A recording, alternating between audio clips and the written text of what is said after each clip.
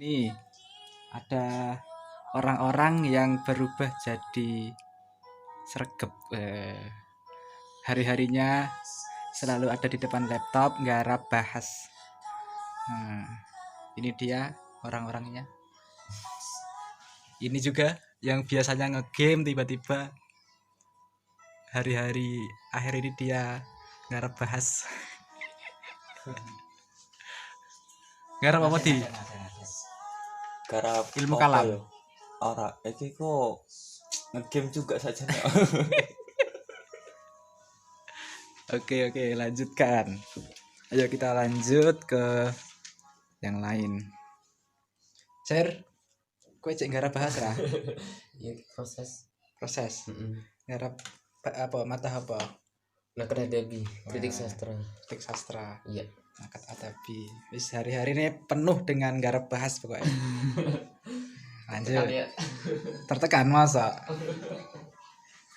Ini juga kebetulan si Najih ini dia lagi nggak garap bahas, lagi rehat sejenak. Laptopnya di ini tutup. Ini malah garap apa ini? Nggak jelas ini. Nggak garap bahas malah nulis yang enggak. Apalagi ini hari-harinya dipenuhi dengan nonton film. Hey, halo, hey.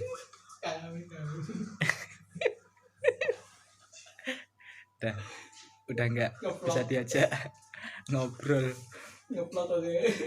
Hari-harinya udah dipenuhi dengan film Korea atau Jepang atau Cina. Nah, itulah. Nah, orang-orang yang ada di sini nggak bisa diajak ngobrol. Sebenarnya pengen ngobrol kegiatan sehari-hari mereka apa gitu di masa lockdown kayak gini, tapi ternyata nggak bisa. Ya udah, ayo kita ke dalam lagi nyari orang yang bisa diajak ngobrol. Kesini dulu. Halo guys. Iki pengen nanya-nanya, boleh nggak? Boleh. Ini kan semasa ya, di masa lockdown kan di rumah terus. Biasanya di Asyir, di KSW, tapi sekarang udah enggak, selain daripada udah turun jabatan juga ya. Iya dong. Kegiatan sehari-hari di rumah ngapain? Yang jelas dari 24 jam itu kayaknya yang mendominasi masih tetap tidur ya. Itu mungkin kebiasaan yang buruk yang harus dihilangkan. Tapi sedikit-sedikit lah. Apalagi ini bentar lagi pengumpulan bahas akan dimulai, jadi mau nggak mau harus dikejar. Nah, untuk itu kita harus punya plan, punya sesuatu yang harus mengepush diri kita, bukan pusherang loh ya, beda lah. Gua bukan orang gamer ya, jadi gaya lo, gak usah gaya, tapi ngepush sendiri, bukan ngepusherang. Ya. Kalau kita sudah ngepush diri kita sendiri, ya udah berarti kita harus kerjakan sesuatu yang apa ya, yang memang menjadi kewajiban kita gitu, Bung. Nah, apalagi masa-masa pandemi kayak gini, hashtag yang awalnya di rumah aja jadi hashtag di rumah terus. Jadi mau nggak mau kita memang harus di rumah terus gitu kan. Apalagi keluar harus pakai masker tuh. Jadi ada hashtag maskeran keren gitu kan. Jadi nggak pakai masker keluar nggak keren berarti. Nah, mumpung kita wajib di rumah nih, jadi kita harus punya sesuatu yang apa ya, yang mendukung kita itu feeling good gitu. Feeling good. Jangan nyanyi loh. Ini harus dibetah-betahin di rumah gitu kan. Apalagi sebagai mahasiswa yang mana kita perlu keluar ya. Kebiasaan lama kan kita sering keluar, tapi sekarang ini musim pandemi kita harus tetap berada di rumah. Kenapa? Karena corona itu ya harus dilawan. Melawan corona itu sendiri ya harus tetap di rumah. Kalau nggak penting keluar ya di rumah aja. Itu salah satu lawan corona ini kan gitu, biar gak nyebar terus nih. Selanjutnya, selain daripada sibuk ngurus bahas, apa lagi? Untuk jangka pendek ini memang bahas harus dikejar, harus diselesaikan. Nah, habis itu nanti ketika bahas sudah selesai, ada plan-plan lain. Nah, itu harus lo harus punya plan. Jangan bohong lo.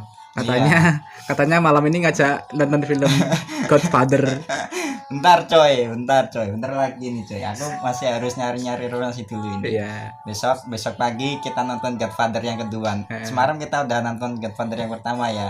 Alurnya agak sedikit ya susah dipahami, tapi ternyata endingnya ternyata mulai menyambung. Nah, ini yang kedua yang kita akan nonton nanti nih bro. Ini kayaknya bagus. Jadi tentang apa ya, pertalian politik yang menarik untuk diikuti bro. Jadi bisa lewat pernikahan, bisa lewat bisnis dan macam-macam itu di Godfather. Sedikit review nih bro. Kok interview sih, sedikit review nih bro. Gambaran sedikit tentang Godfather. Godfather ini perlu lo ketahui, ini film yang menjadi referensi para politikus kita di Indonesia ya. Jadi politikus abal-abal tapi politikus lo yang ngomong ya, bukan gue lo ya. Kan nggak tahu. Aku cuma bener nggak mungkin gitulah. Sama Ya, yang membenarkan atau makanya menyalahkan. kita pun menelusuri kenapa ini referensi para politikus kita di Indonesia kayak Godfather ini kok ternyata memberikan gambaran catur perpolitikan kita di Indonesia yang kayak gini di bro, yang bikin kita geram, yang bikin kita ya nggak nyaman, feeling good gitu kan. Jadi mau nggak mau ya kita harus telusuri juga. Banyak film sebetulnya yang menjadi rekomendasi para politikus di Indonesia, termasuk selain Godfather itu ada Dunkirk, ada apa lagi ya, the extended of politikus, itu juga bagus untuk diikuti bro. Ini film-film yang gua sebutin nanti aku belum punya. Ini semua film Amerika loh. Film Apa Amerika, jangan-jangan Anda ingin berkiblat ke Amerika? Ya tentunya sebagai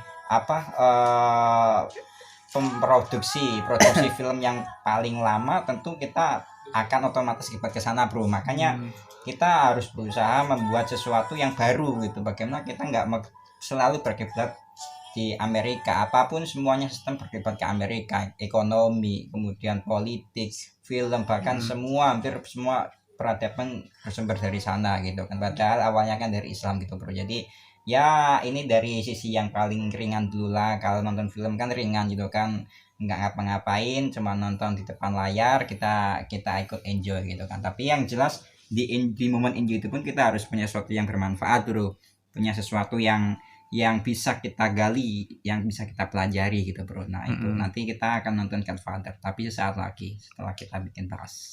Ternyata Anda banyak ngomong ya. Jelas bro. Udah 5 menit Anda ngomong terus. Ya kayak gitulah bro. Kalau udah di depan kamera nih nggak bisa berhenti bawaannya, selalu pengen nyerocos kesana kesini, Okay. cus gitu. Ini sebenarnya udah saya matikan sejak tadi loh. Makasih bung.